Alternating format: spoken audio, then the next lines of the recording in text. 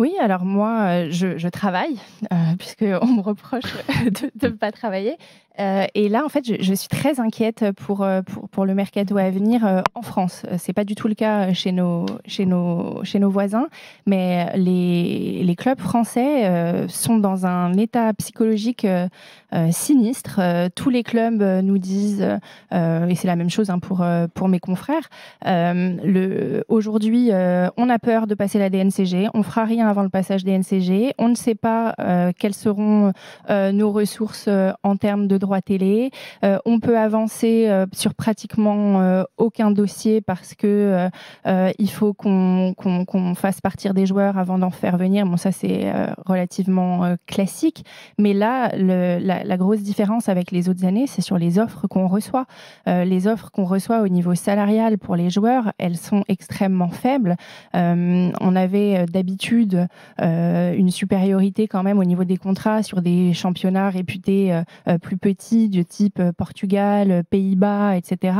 Aujourd'hui, c'est des championnats qui peuvent proposer des contrats comme certains clubs français peuvent le faire. C'est très inquiétant. Et surtout, moi, ce qui m'inquiète et qui m'énerve aussi, c'est ce manque de vision. C'est-à-dire que, alors là, tous les présidents de clubs, donc ce mot à la bouche, on va faire des économies et du coup, on va s'appuyer sur la data. Alors la data, c'est devenu le Père Noël des clubs français, et je pense qu'il faudrait expliquer à tous ces gens que la data, c'est très bien, c'est un outil formidable, mais c'est un outil qui doit être géré par des humains qui font de l'analyse de data, mais que sortir des profils par la data ne présente aucun intérêt si derrière on ne peut pas faire de propositions aux joueurs, et si surtout tous les autres clubs qui utilisent la data vont peu ou prou sortir les mêmes stats, et bien du coup vous vous retrouvez en concurrence, et si vous n'avez pas la surface financière pour recruter ces joueurs, ça ne présente pas d'intérêt. Donc on est en train de réduire les cellules de recrutement à peau de chagrin parce qu'on est en crise, alors qu'on devrait faire exactement le contraire. On devrait s'appuyer à la fois sur les centres de formation, mais aussi sur le recrutement, parce que justement c'est là, c'est en investissant dans nos cellules qui peuvent évidemment s'appuyer sur de la data, qu'on va faire des recrutements intelligents. Et là en fait on se rend compte que on est à la fois à court de moyens, mais surtout à court d'idées, et j'ai une vision très pessimiste des mois à venir, parce que par exemple, en tant qu'agent, nous, on reçoit des mandats de clubs étrangers qui nous chargent, en tant qu'agent français, de faire des négociations avec des clubs français pour faire venir certains joueurs français.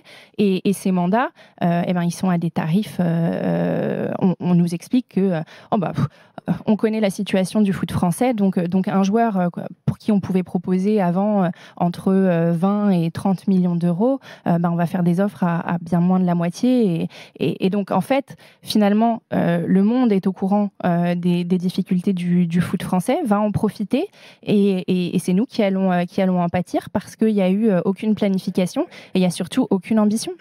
Comment faire autrement? Il est trop tard en réalité, quoi. Il n'est pas trop Quand tard. tu es pauvre, voilà, les rapaces tournent autour du pauvre championnat et veulent en profiter. Oui, mais parce que c'est une vision court-termiste. Tu peux aussi, sur des joueurs qui ont des contrats, les garder.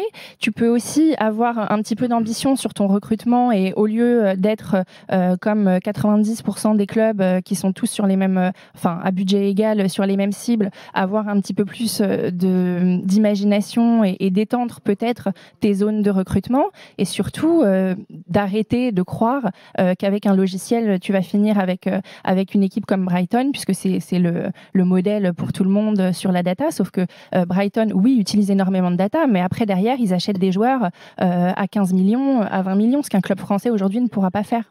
Bon, on cite également l'Union Saint-Gilloise, un club qui utilise beaucoup la data et qui est championne de Belgique. C'est la même famille, Oui. Saint-Gilloise et Brighton, avec Tony Bloom. Tout le monde n'est pas Tony Bloom. Exactement, malheureusement. Saint-Etienne aussi qu'on cite. Voilà. Tu me disais, tu parles de montant de transfert également, tu parles de masse salariale aussi. Oui. C'est-à-dire que dans quel sens les clubs aujourd'hui ne veulent plus faire de folie sur une proposition de salaire? Oui, plus du tout.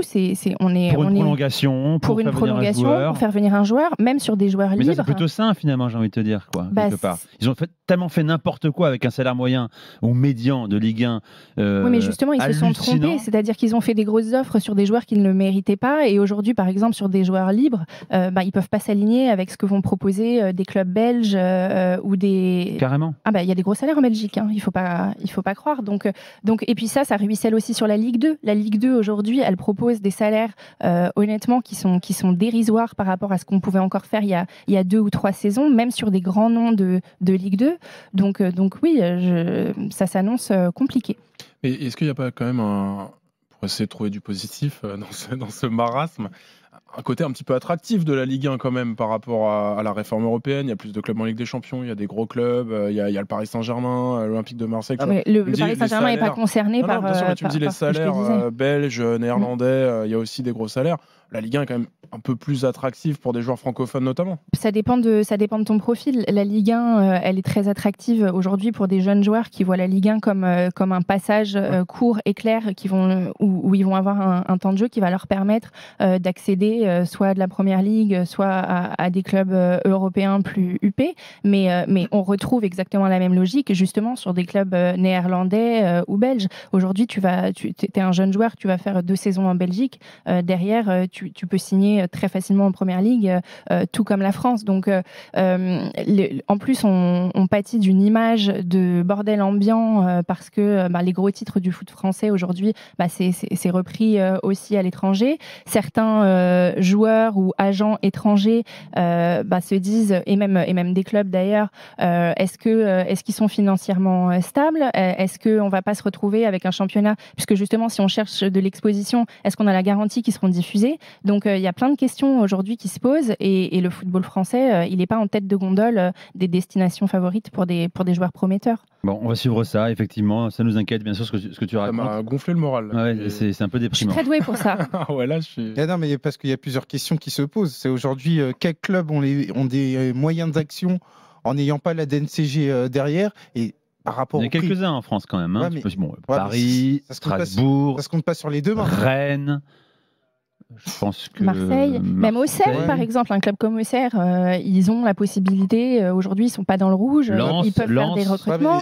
Lens doit énormément se débarrasser de salaires très importants et réduire sa masse salariale pour faire venir d'autres joueurs et un autre projet.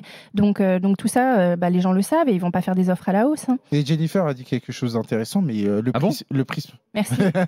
Mais le prisme joueur. C'est dans cette morosité ambiante pour un joueur notamment étranger, quel est l'intérêt de venir en Ligue 1 hors PSG bien évidemment et des clubs qui vont disputer les Coupes d'Europe?